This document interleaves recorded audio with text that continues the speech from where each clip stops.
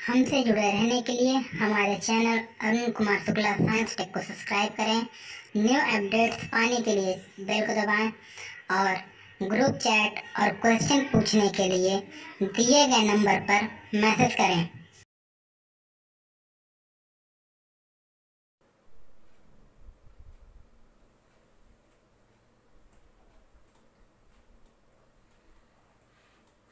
प्यारे बच्चों, आज हम लोग equivalent weight of oxidizing and reducing agents ऑक्सीकरण अपचयन अभिक्रियाओं में जो पदार्थ ऑक्सीकरण की क्रिया कराते हैं उन्हें ऑक्सीकारक कहते हैं, और जो पदार्थ अपचयन की क्रिया कराते हैं उन्हें अपचायक कहते हैं। तो जो ऑक्सीकरण होता है उसमें इलेक्ट्रॉन का त्याग होता है, ध्यान देना है। तो ऑक्सीकारक क्या करता है? इलेक्ट्रॉन को ग्रहण करता है, यानी इलेक्ट्रॉन को ग्रहण करने वाले को ऑक्सीकारक कहते हैं। यानी ऑक्सीकारक क्या होता है? इलेक्ट्रॉन को ग्रहण करता है, ध्यान देना है।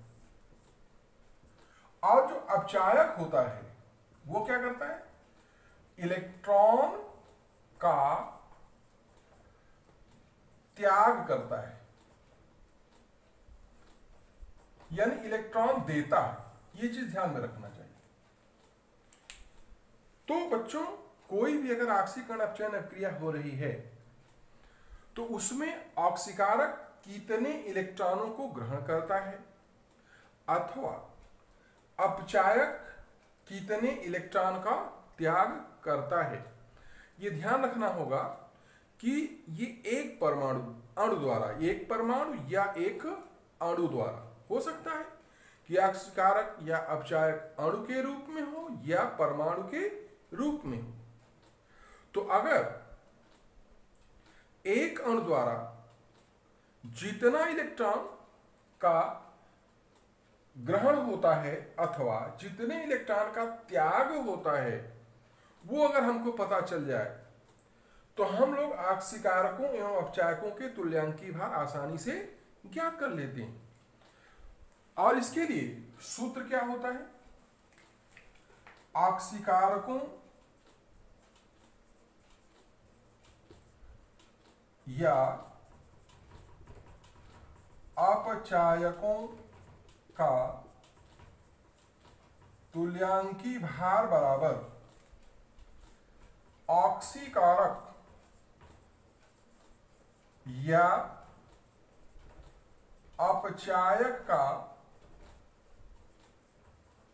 अणुभार बटे ऑक्सी कारक द्वारा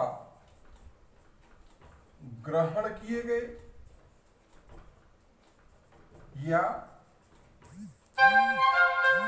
अपचायक द्वारा त्याग किए गए इलेक्ट्रॉनों की संख्या।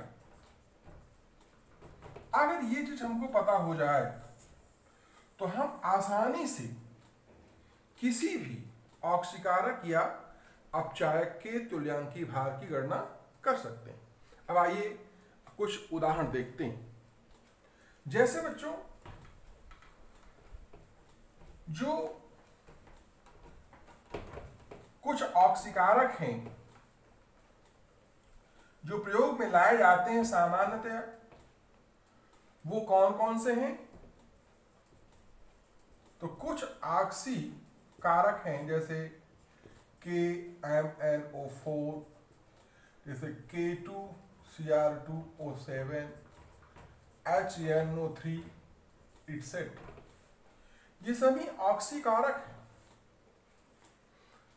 अब जैसे हम लोग KMnO4 का अगर तुल्यांकी भार निकालें तो KMnO4 तीन माध्यम में ऑक्सीकारक का कार्य करता है। अम्लीय माध्यम में भी, क्षारीय माध्यम में भी और उदासीन माध्यम में। अगर ये अम्लीय माध्यम में ऑक्सीकारक का कार्य करता है तो ये 5 इलेक्ट्रॉन ग्रहण करता है।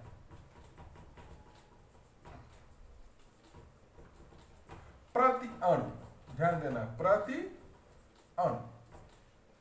अगर ये क्षारीय माध्यम में है तो 1 इलेक्ट्रॉन ग्रहण करता है। अगर ये उदासीन माध्यम में है तो 3 इलेक्ट्रॉन ग्रहण करता है प्रति अणु। तो अगर KMnO4 का तुल्यांकी भार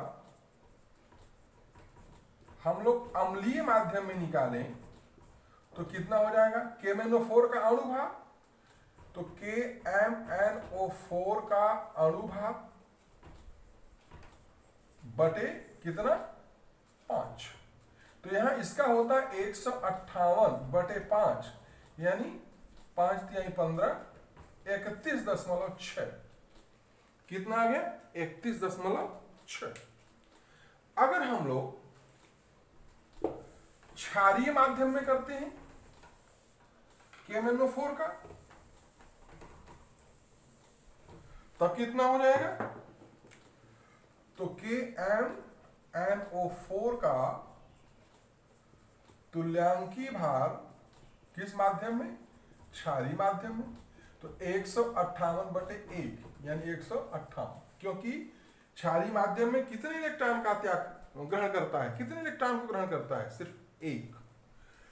और KMnO4 का तुल्यांकी भार उदासीन माध्यम में अगर निकालें तो कितना हो जाएगा? 158 बटे 3 यानी 52.66, इस तरह से।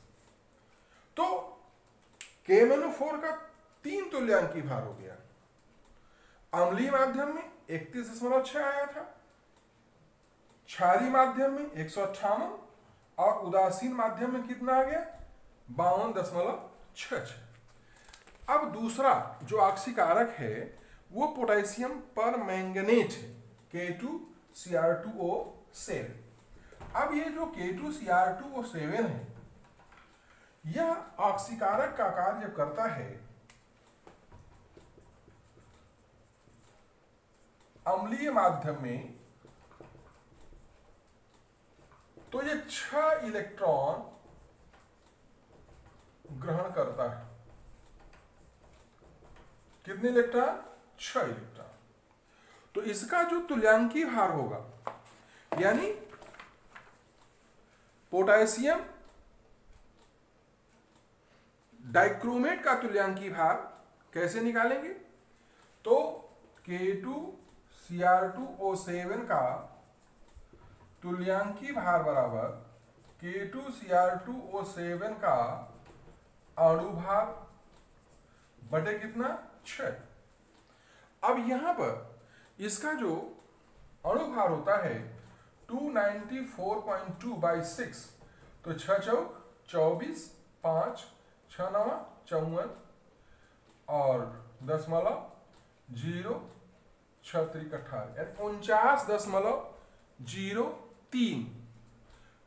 और अगर आगे ले जाएंगे तो ये आएगा कितना? 49.03।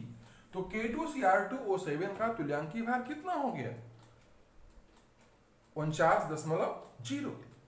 इसी प्रकार जैसे HNO3 का है, तो HNO3 का तुल्यांकी भार जब निकालते हैं बच्चों, तो ये देखें कि HNO3 का में कितने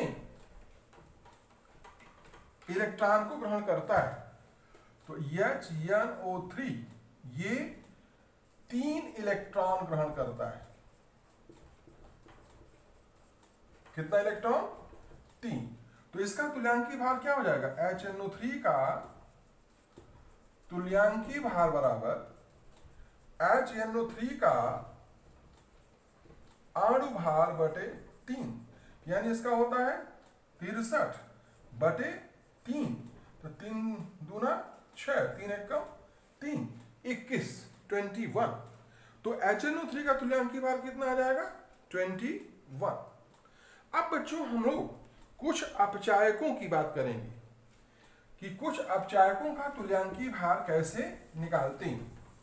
तो जो पदार्थ अपचायक के रूप में कार्य करते हैं उसमें कुछ प्रमुख हैं, जैसे ऑक्सैलिक अम्ल है H2C2O4 2H2O। ये ऑक्सैलिक अम्ल अपचायक का कार्य करता है। जैसे बच्चों ये है H2O2 है, ये भी ऑक्सीकारक और अपचायक दोनों का कार्य करता है। तो यहाँ हम लोग जो एग्जाम्पल लेंगे वो कौन सा लेंगे, अपचायक की तरह। तो अब अगर यहां देखें तो ये कितने इलेक्ट्रॉनों का त्याग करता है प्रति अणु, तो ये 2 इलेक्ट्रॉनों का त्याग करता है। कितने इलेक्ट्रॉनों का त्याग करता है, 2 इलेक्ट्रॉनों का। और जो हाइड्रोजन परऑक्साइड है ये भी 2 इलेक्ट्रॉन का त्याग करता है। कितने इलेक्ट्रॉन का त्याग करता है, 2 इलेक्ट्रॉन का। तो अगर हम लोग H2C2O4 ऑक्सैलिक अम्ल का तुल्यांकीय भार निकालें तो इसका तुल्यांकीय भार क्या हो जाएगा, इसका अणु भार, जो इसका अणु भार निकालें तो 126 आता है बटे 2, यानी कितना हो गया 63।